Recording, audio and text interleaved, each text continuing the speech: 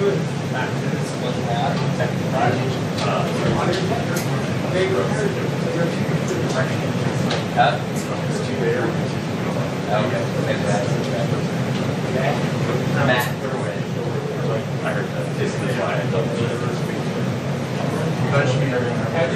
know, I want to be adults.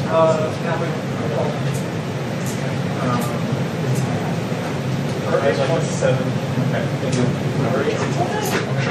So hopefully it's on time. Thank you, I appreciate it. You should give him a good set. Yeah, or like what's besides the stove?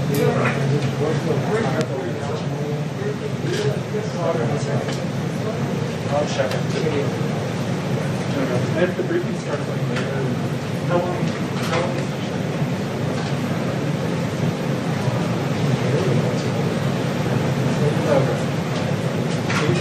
if he starts too late. Yeah, start one. Cool. And then I'll not push in. Yeah.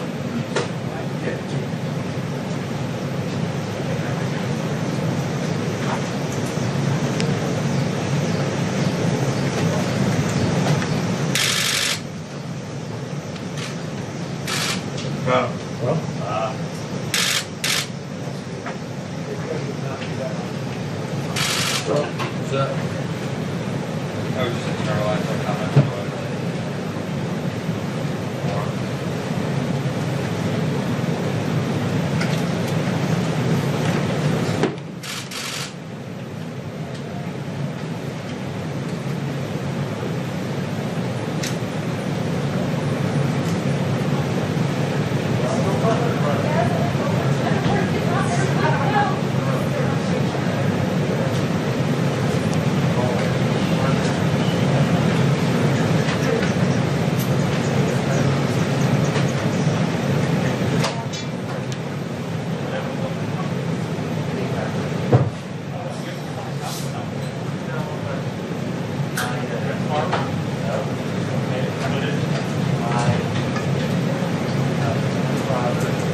We'll be having a press conference at 5:45. See you in 15 minutes.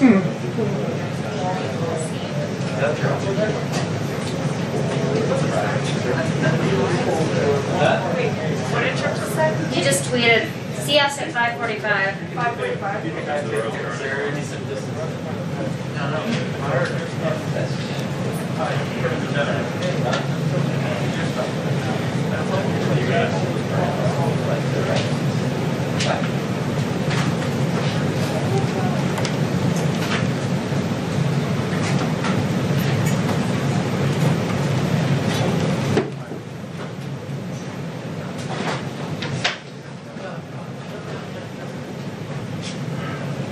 There's so much, 5:45?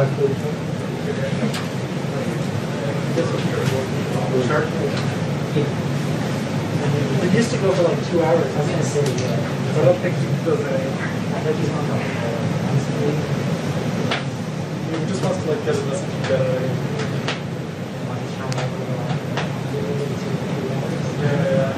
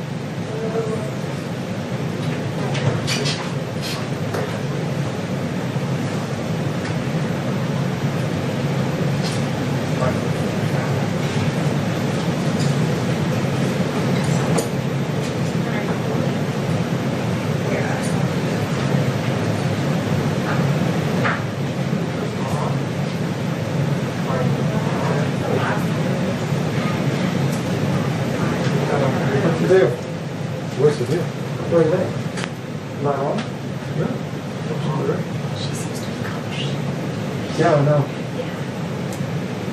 She's from? Sorry. No, it's not April 20. One family or one. No. Another thing.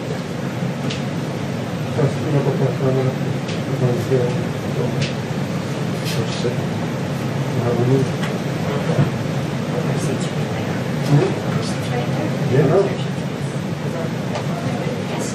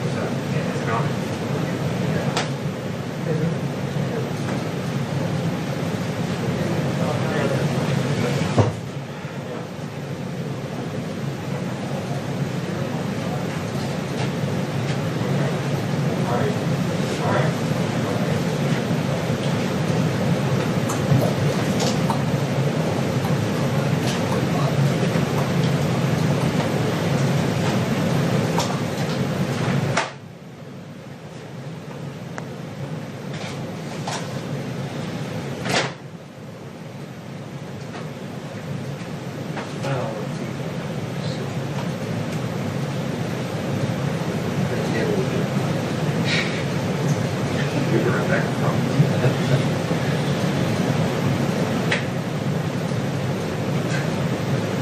The days there? Just because I have a vacant look on my face doesn't mean I'm not thinking about something. Fair enough.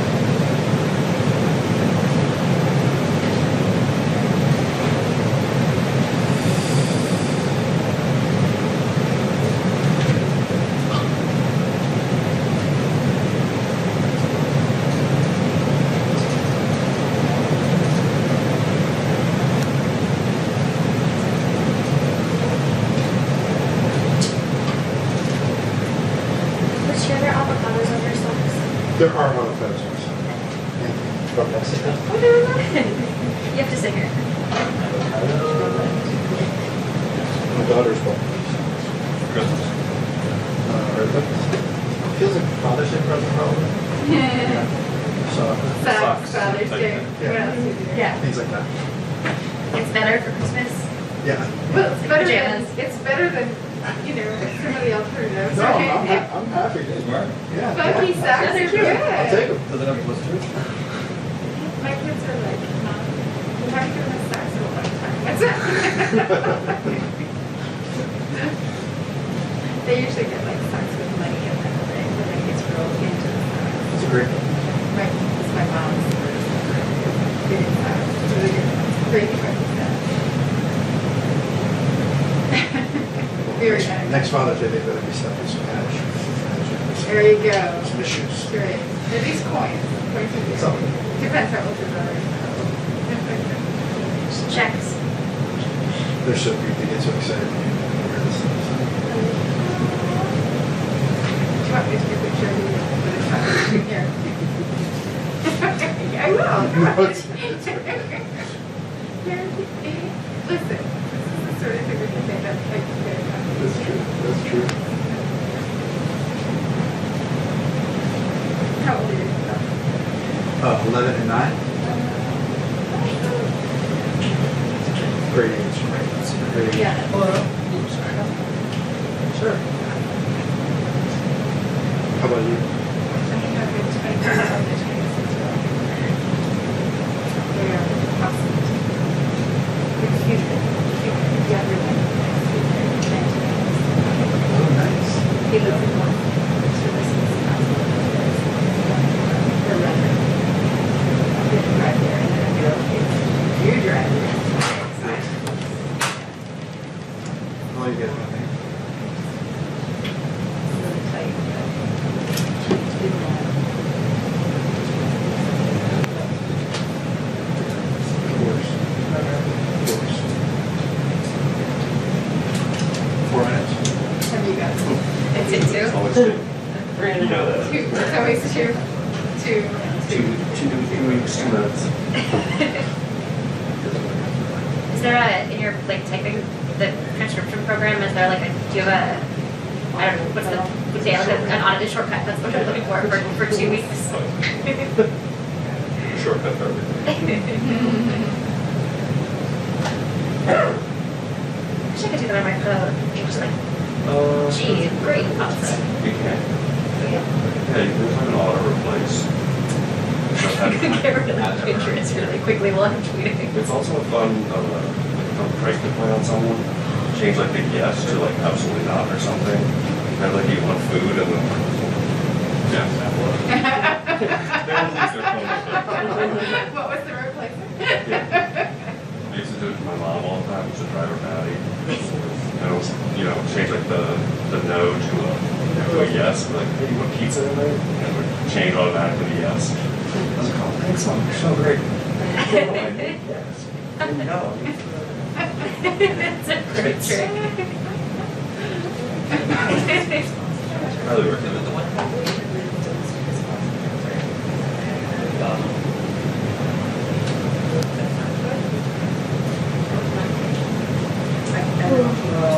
Sorry, guys. David Michaels. So gonna wake me up here like a press briefing. You love the 545? I was going strong at 5:30. No, it's 5:45. For the 15 minutes. How are you? I still feel so bad about your car from last night. It's don't remind me. I almost forgot. Herbert? I almost forgot. No, I drank the battery writing a couple of stories out of this room. So we got back late later than I expected. And then sat in my car. Because we're shutting it down. Happily.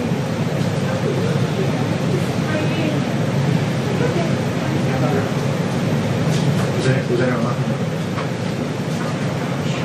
Yeah, we were, I walked.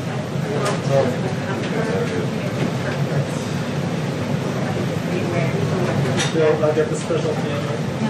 Some people complain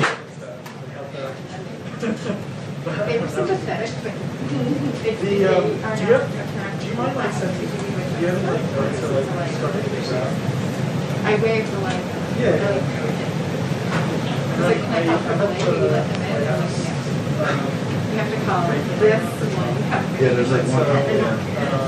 Shearer.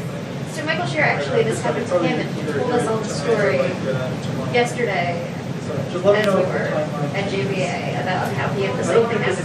Like only one like dude was allowed on the base. Right. And if you don't have that guy, It's Andrew Joey. And the guy's like, he's enormous. And his pants were barely hanging on. It's 2 in the morning. and have you had to call him? Yeah, so we all met at the, the overhang, motorcation through, and the car broke down literally as I got to the gate, and we're not moving. It just shut down. So, like, I went to slow down, and I hit the gas, and nothing happened. And the guy's like, you gotta move this out of the way. I'm like, dude, the part doesn't work. And then we were running late, and so I was like, I'm leaving it here. I was like, you can't leave it here. I was like, I'm leaving it here. And I got my stuff, and I called the PA out, and the guy said, here, the guy ran over and said, call this number, and we'll close the gate, and then when they come and tow it, this So is who you it's call. Andrew's. Whoever it was, yeah. I've got my number on speed dial now, because whatever happens again, which I. I don't think I've ever been more stressed in my life. Must have been 3 years ago. So is the Jeep? I bought my car the next day. Oh, it wasn't. It was my other car. Yeah. You just did. Yeah, I was like, when I broke down, I figured that. 3 years ago. Yeah, So literally like, did you ditch it? yeah, oh, well, I can't fix it. That's Why why I needed to jump it out? you need to do this, and this. And I'm like, what do I need to do to get money? And he's like, oh, you just gotta do this, do that. And I brought it to the Jeep dealership. I'm like, all right, it's gonna do. So now, how long will the car stay running? Well, listen, I mean, I wasn't there that long. Yeah. I think my battery is near the end. I left it. Okay. Because the guy said, if you. No, I did, 'cause I got on the He plane said it left. looked like it was an original. And then where was it? battery. My car is a 2015. They towed it to like, You know, it could be 6 years. Some of the 2015. It's just some sense. And he said it looks like the original. I was just like, the guy's literally running out. I just went, you guys have to look, I was just like. I kept really niche. But then it was. Yeah, it runs after all this.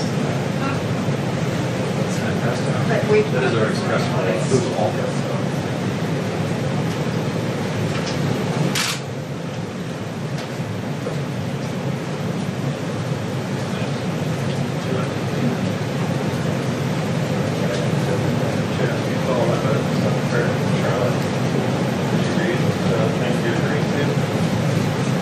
Charlotte, I think I'm agreeing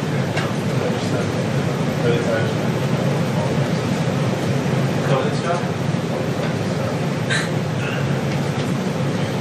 Figured self-isolate 2 weeks before you arrive. In Charlotte? You'll self-isolate 2 weeks after you depart. Whose policy is it? The RNC's? Whatever the RNC said, there's like a couple of conventions. Well, Can't do your job. well, that is, at this point, technically possible, right? I felt like there was something. Like that. Legit. Here's the opposite of policy. Yes. Yeah. Is that you or me? It's next year. Oh, is it yours? The Verizon, the new Verizon. Is it yours? No. Oh, I think it says. I'm put mine there, just say use it or ask for it. Oh, sorry. No. It's like we're talking with masks on. I know. Maybe we can't do that. Crazy.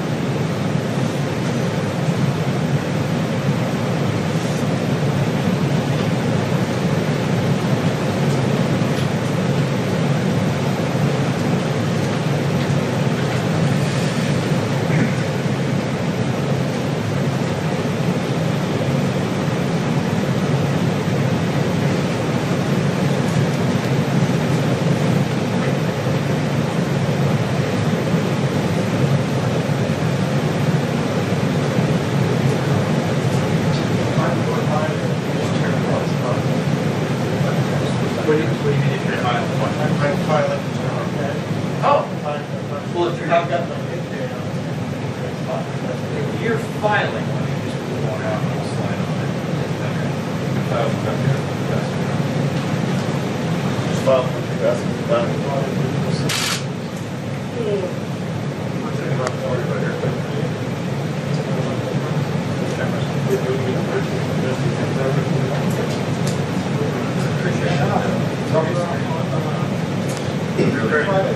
Chris, you left your screen on. Battery's not gonna last. It should last. There's two batteries in It's there. flashing the red battery.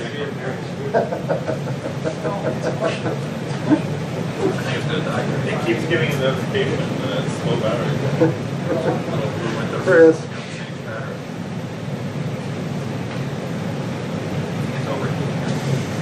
Hey, Chris, we'll just talk to each other during the thing. We'll just whatever. It's easy.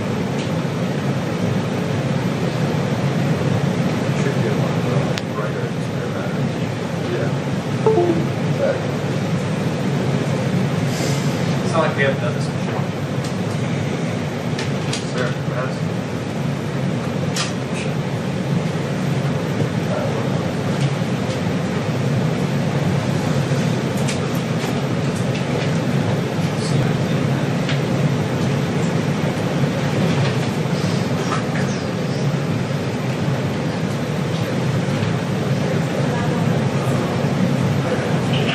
Two-minute warning. There it is.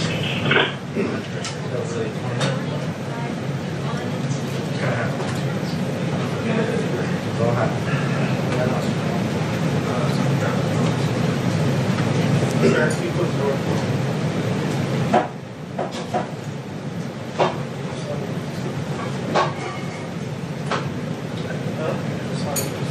How's that? You must be really wide.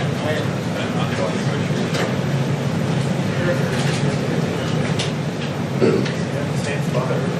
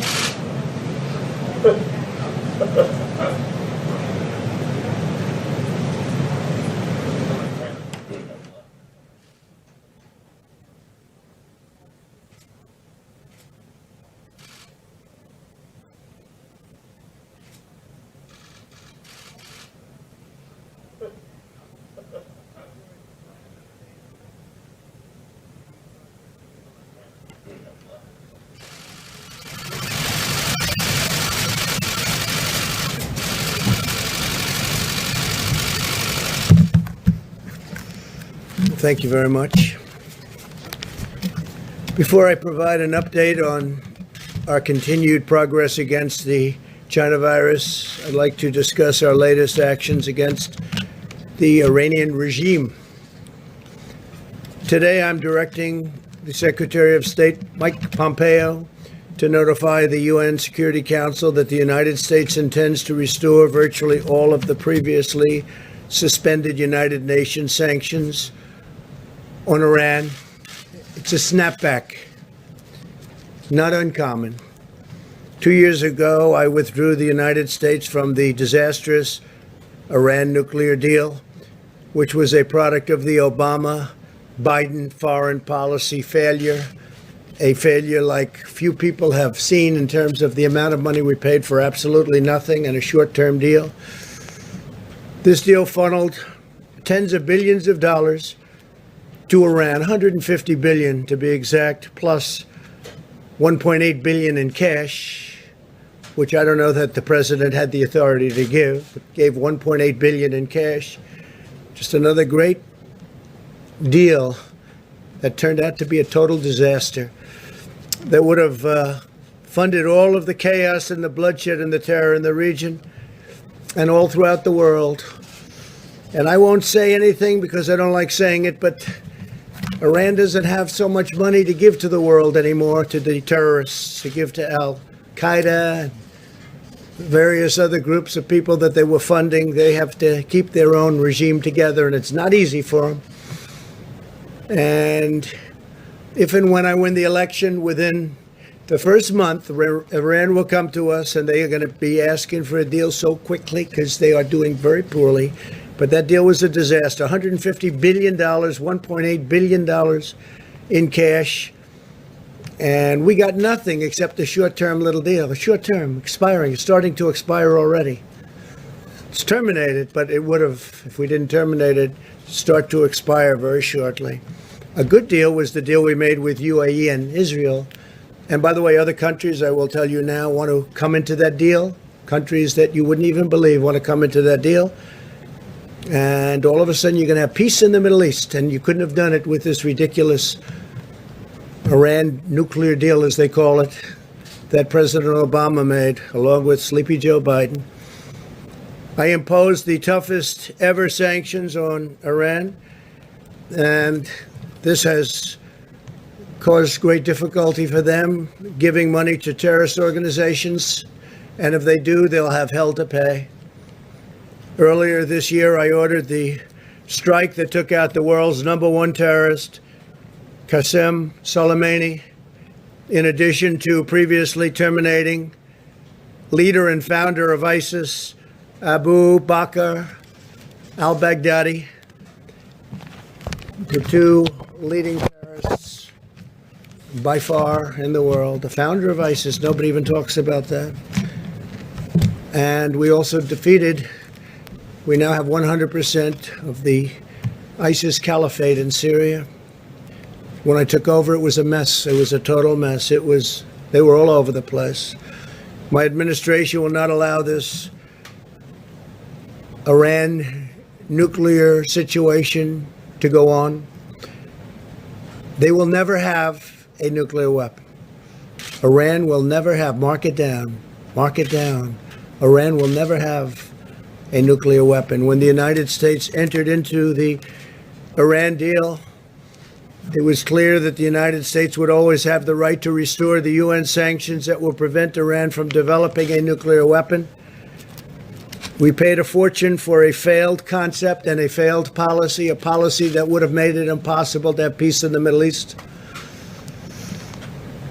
Here at home, through Operation Legend, we are confronting the wave of crime in Democrat-run American cities. It's absolutely shocking.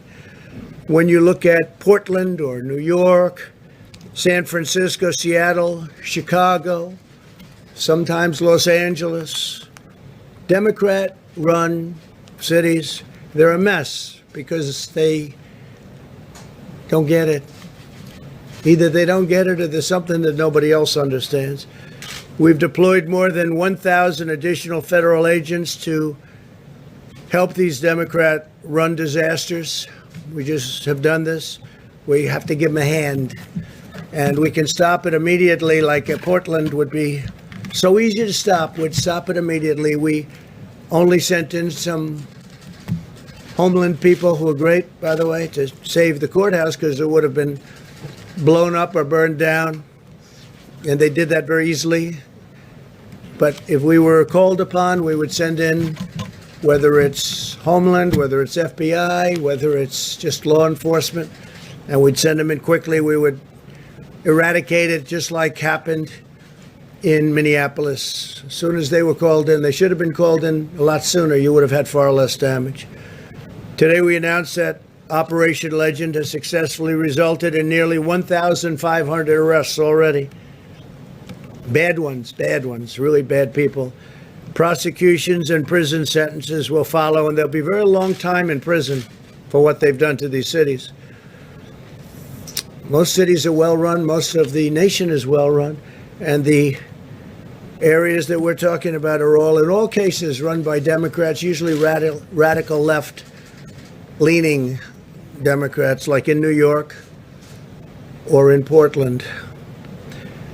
We've made arrests in Kansas City, Chicago, Cleveland, Detroit, Milwaukee, St. Louis, Memphis, and Albuquerque for many violent crimes, including gun crimes, arson, and 91 murders. We're also using the full power of the federal government to defeat, as you know, the China virus. New cases have declined in 80% of the jurisdictions in the past week. 80%. New Zealand, by the way, had a big outbreak. And other countries that were held up to try and make us look not as good as we should look, because we've done an incredible job, but they're having a lot of outbreaks, but they'll be able to put them out, and we put them out. The hospitalization rate has fallen in our country, 54% since its peak in April, 54%. Older Americans are still the most vulnerable to the virus. 92% of deaths have occurred among those 55 and older. Only 2.7% of deaths have occurred among those 44 years. Think of that, 44 years and younger. So 44 years old and younger, only 2.7% of deaths have occurred.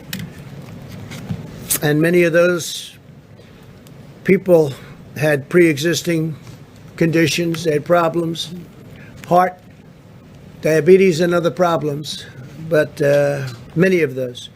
So think of that, only 2.7% under 44 years of age.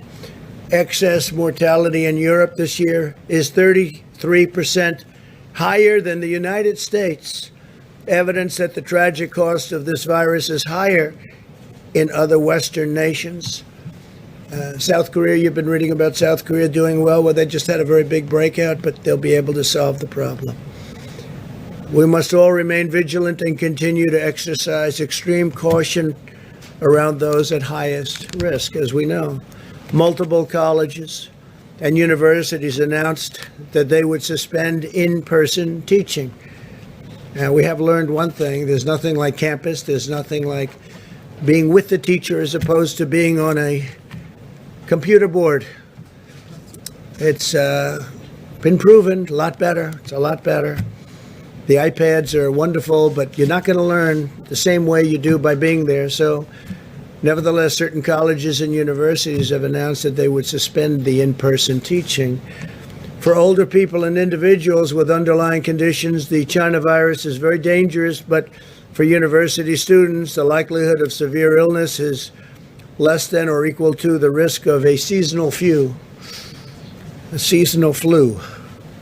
And the seasonal flu happens and comes and it goes, and it can be very bad, but people don't talk about it in the same way, and they shouldn't.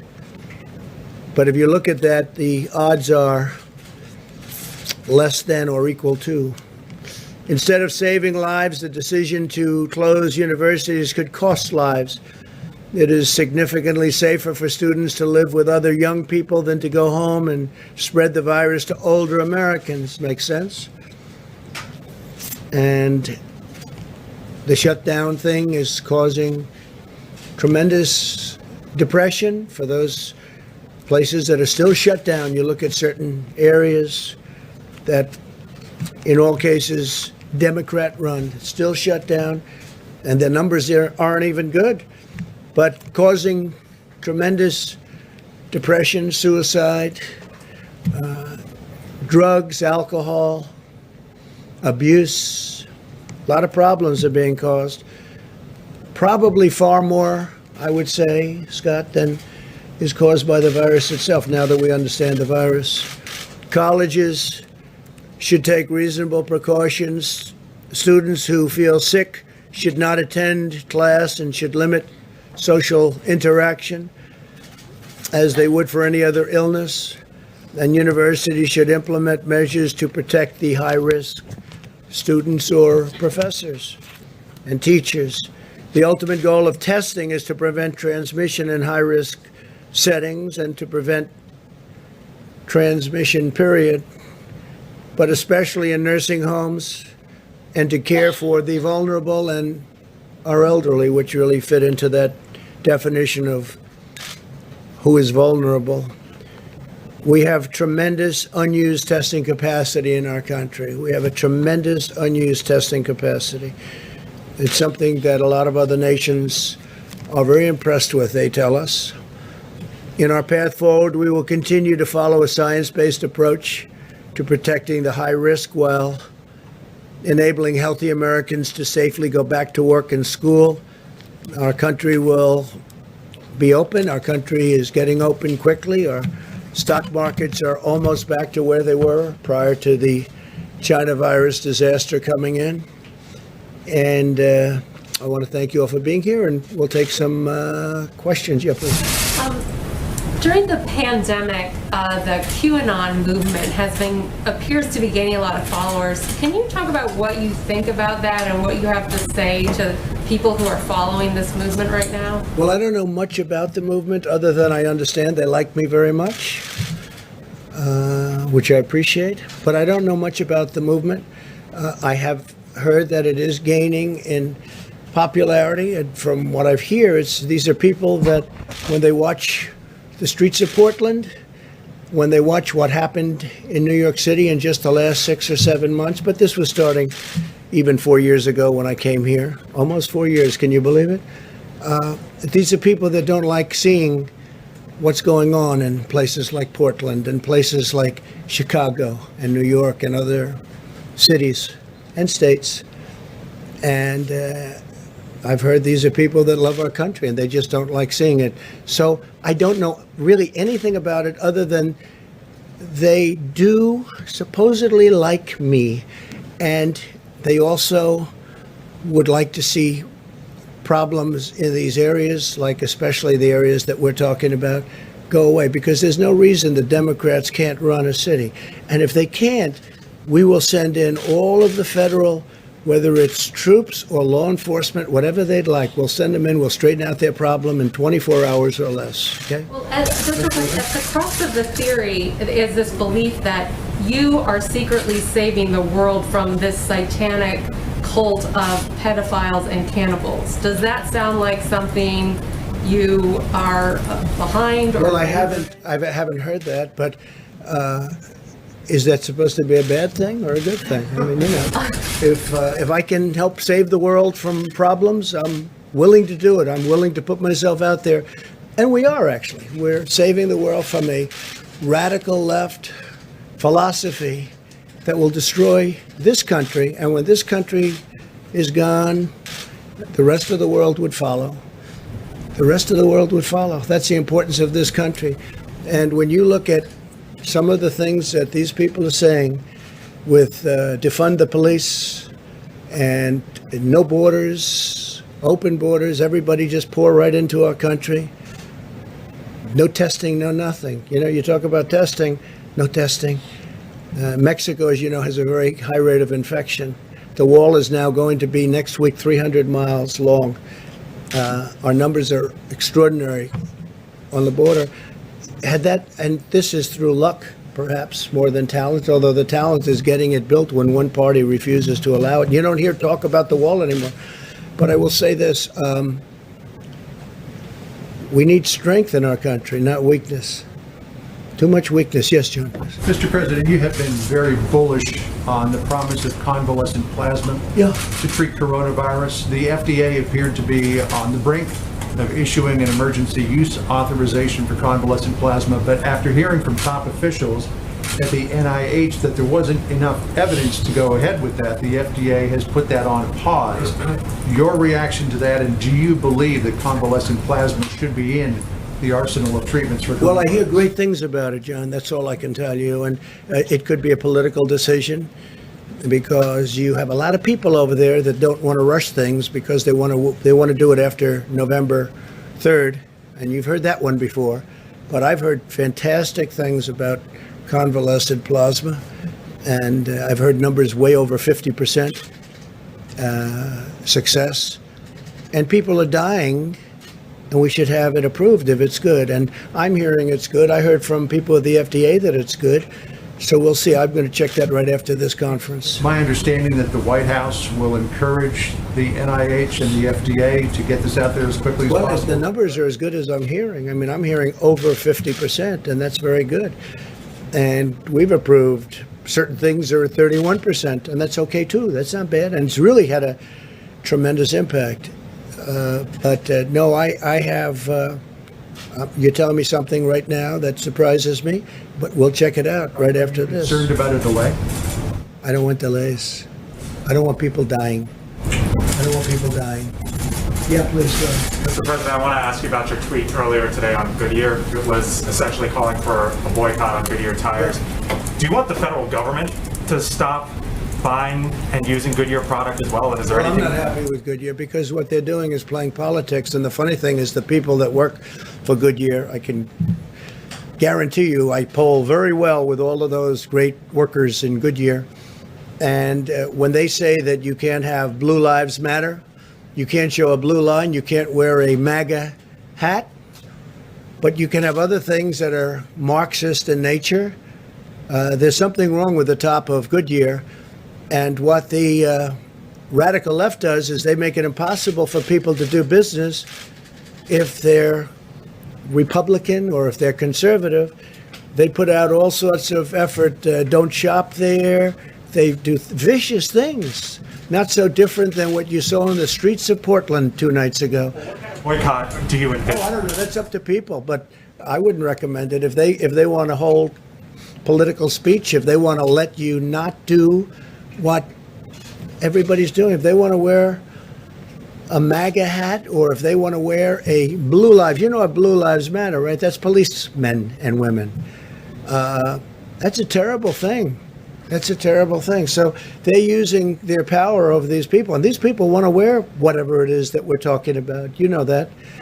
And so I would be very much in favor if people don't want to buy there. And you know what? They'll be able to get a good job because we set a jobs record over the last quarter, as you know, the most jobs ever in the history of our country. You'll be able to get another good jobs. I think it's disgraceful that they did this. Please go ahead. With that. Yes, Mr. President, you've said that the arrest of Jimmy Lai in Hong Kong is, quote, a terrible thing. Do you have a message for Jimmy Lai? Has your administration spoken directly with him? Is your State Department working for his release? Well, I send him best wishes. I hear he's a wonderful gentleman. He's certainly a brave man. And I send him best wishes. With that being said, because of that, and obviously what happened in Hong Kong, we've taken all of the vast amounts of money that we used to subsidize Hong Kong. We essentially subsidized Hong Kong by giving them all sorts of incentives. And that's what made Hong Kong, the exchange and business in Hong Kong successful. I've taken it all back. That means that the United States is going to do a lot more business. You know, we really gave them tremendous incentive and subsidy in order that they be successful for freedom. But now that the freedom obviously seems to have been taken away, we will keep all of the incentives that we were giving them, which is billions and billions of dollars, and all of that business will come into our country, including the New York Stock Exchange and NASDAQ, and it'll all come here. But I feel badly for him because I hear he's a good person. I don't know him, but I hear he's a good person, obviously a very brave person. Did you have something? Go ahead. Yes, sir. Thank you, Mr. President. With the Iraqi Prime Minister coming in tomorrow, what about... Say it. The Iraqi Prime Minister is coming in tomorrow to meet with you, and how do you feel about this notion that Iraq can once again become the buffer between Iranian influence and Russian influence in the Middle East? Do you feel that under this Prime Minister that that's possible once again? What are your thoughts Well, on this it? is a man that I get along with very well. We're largely out of Iraq. We're down to very few soldiers. I said we're getting out of these endless wars, these ridiculous, endless wars. We should have never been there in the first place. I think it was the worst decision made in the history of our country. Should have never been there. In the Middle East, we should have never been. But we're getting out rapidly out of, over the course of 3 years. And getting out, it's very sticky getting out. And some people agree and many people don't agree. But I think most people very much agree. We're doing very well in our negotiations with Afghanistan. We're getting out. We're down to a much smaller number of people left there. And, I greet men and women coming home and coming home after they've been hit. I've also greeted many at Dover, greeted many bodies coming back in.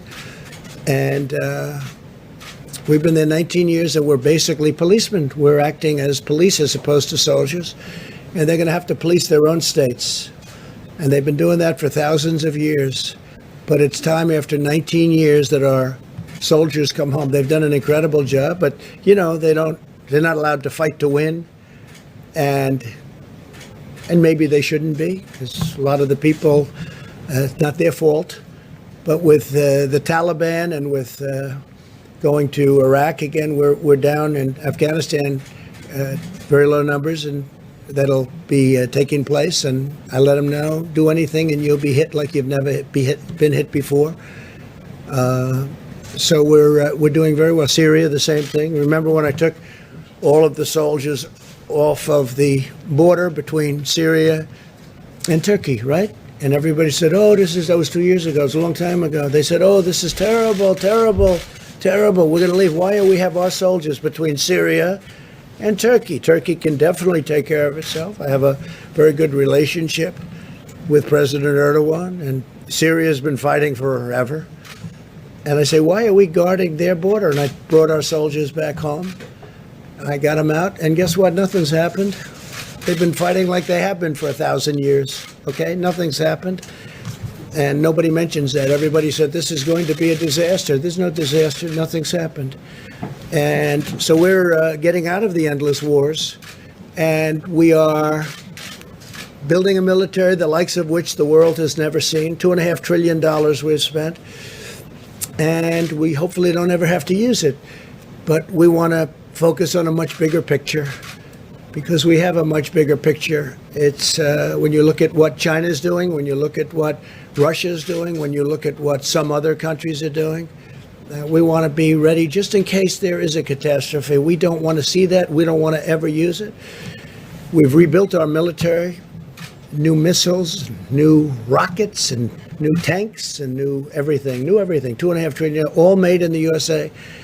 And we've upgraded incredibly our nuclear capability, and some of our nuclear needed nourishment. It needed new strength, and we've upgraded it very, very significantly. I mean, to a level that nobody would even believe. And hopefully we don't. You pray to God we never have to use it. Okay? But we've never been in a position where we've been this strong. Please. Mr. President, thank you so much. I wanted to ask you about the Middle East. I have a couple questions. You mentioned that other countries are interested in following suit Yes, after the having to do with Emiratis. UAE and Israel. Exactly. So Correct. do you expect that Saudi Arabia will join? And I do. Yes. And also the Emiratis have expressed interest in the F-35. Do you think that should be something that they could look forward to in the future? Is there some sort of time delay? I think, look, they've definitely got the money to pay for it. It's nice because usually a lot of times we make deals, they don't have 10 cents, these countries we deal with. We give it to them like, how about paying us back later? But they never pay because they don't have the money. No, they have the money, and they would like to order quite a few F-35s. It's the greatest fighter jet in the world, as you know, by far. Stealth. Totally stealth. You can't see it. Makes it very difficult. I was asking a pilot, what do you think is better? This one, that one? Talking about Russian planes, Chinese planes. He said, well, the advantage we have is you can't see it. So when we're fighting, they can't see us. I say, that sounds like a really big advantage to me. To these guys, they look, by the way, I said, to these pilots that I meet, they look better than Tom Cruise, and they're definitely tougher. And he's a nice guy. But these people are amazing, and I speak to them a lot about it. What do you think? As I go around to the various places, I saved the big one in Florida as an example. That was a big one, knocked down pretty much by the hurricane. So I spent a lot of time on that, and it's the greatest plane in the world. One thing about that kind of thing, technology, high technology, greatest plane doesn't last long. Somebody comes up with something else, but we're always the one to come up with something else. So, they'd like to buy F-35s. We'll see what happens. It's under review, but they made a great advance in peace in the Middle East. Even the New York Times thought it was an incredible deal. Can you imagine that? Tom Friedman had a very nice thing to say about it. I spoke to him about it. He thought it was terrific, and it is terrific. I see a lot of countries coming in fairly quickly, and when you have them all in, ultimately Iran will come in too. There'll be peace in the Middle East. That'll be nice. Iran will be very much neutralized. They never thought this could have happened. And with the horrendously stupid Iran deal signed by Obama, this could have never happened. Israelis are so On the Goodyear issue, you ride on Goodyear tires in the presidential limousine. Correct. If there were an alternative, would you want those tires swapped out? Yeah, I would do that. I would swap them out based on what I heard. We'll see what happens. Look, you're going to have a lot of people not wanting to buy that product anymore, and they'll buy from a competitor, made in the USA too. Okay, please. Go. Mr. President, excerpts from Obama's speech that he'll give later at the Democratic Convention show that he says that he hoped that you would take being president more seriously once you had the job and discover reverence for democracy. And then he said, I quote, "but he never did." What is your reaction to that? When I listen to that and then I see the horror that he's left us, the stupidity of the transactions that he made. Look what we're doing. We have our great border wall. We have security. We have the UAE deal, which has been universally praised by people that aren't exactly fans of Donald Trump for various reasons. I don't know why. It can't be my personality, but they're not fans, right? And when I look at what we have, and I look at how bad he was, how ineffective a president he was so ineffective, so terrible. Slowest growing recovery in the history, I guess, since 1929 on the economy. Don't forget, until the China virus came in, we had the greatest economy in the history of the world. And now we're doing it again. I'm going to have to do it a second time. We're doing it again. Hard to believe. We're doing very well. You heard the numbers. They're way, way down on the virus.